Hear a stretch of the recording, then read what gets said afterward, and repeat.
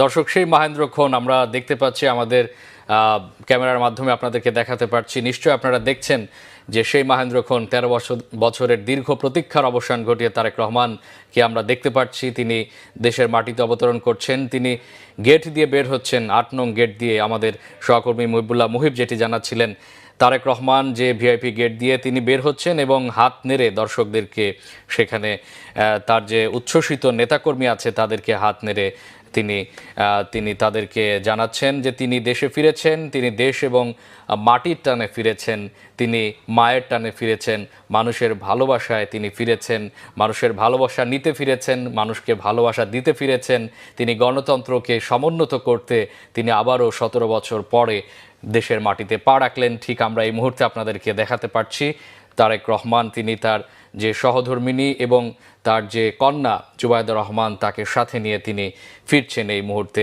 বাংলা ভিশনের পর্দায় নিশ্চয়ই আপনারা দেখতে পাচ্ছেন তার পরিবার সহ তিনি ফিরছেন।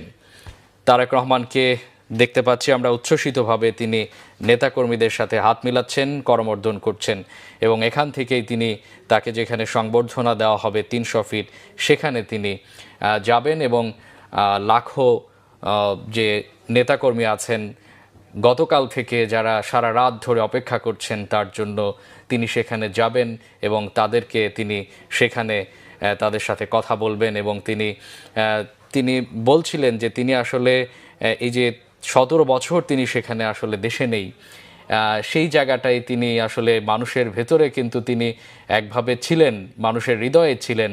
সেটি আসলে আবারও প্রমাণিত হয়েছে তাকে যে সংবর্ধনা অনুষ্ঠানে লাখো দর্শক তাকে সেখানে সংবর্ধিত করবে। আমরা দেখতে পাচ্ছি সিনিয়র নেতাদের সাথে, অর্থাৎ বিএনপির স্থায়ী কমিটির সদস্য সালাউদ্দিন আহমেদ থেকে শুরু করে মির্জা ফখরুল ইসলাম থেকে শুরু করে স্থায়ী কমিটির সদস্যদের সাথে তিনি কোলাকুলি করছেন এবং তাদের সাথে কুশল বিনিময় করছেন। হাস্যোজ্জ্বল চেহারায় তিনি সবার সাথে কুশল বিনিময় করছেন এবং কোলাকুলি করছেন এবং তারপরেই তিনি ধীরে ধীরে বের হয়ে আসবেন, জনমানুষের কাতারে আসবেন এবং সেখানেই তাকে সংবর্ধিত করা হবে, সেখানে তিনি যাবেন এবং তারপরে তিনি তার অসুস্থ মা অর্থাৎ বেগম খালেদা জিয়া, সাবেক ৩ বারের প্রধানমন্ত্রী, এভার কেয়ার হাসপাতালে তাকে দেখতে যাবেন।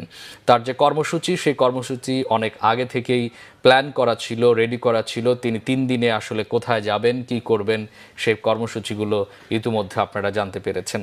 আমরা দেখতে পাচ্ছি সিনিয়র নেতৃবৃন্দ অর্থাৎ বিএনপির স্থায়ী কমিটির সদস্য যারা আছেন তারা হাস্যোজ্জ্বল মুখেই এবং তাকে বুকে টেনে নিচ্ছেন, করমর্দন করছেন। আমরা সেই চিত্রটি নিশ্চয়ই আপনাদেরকে দেখাতে পারছি বাংলা ভিশনের পর্দায়।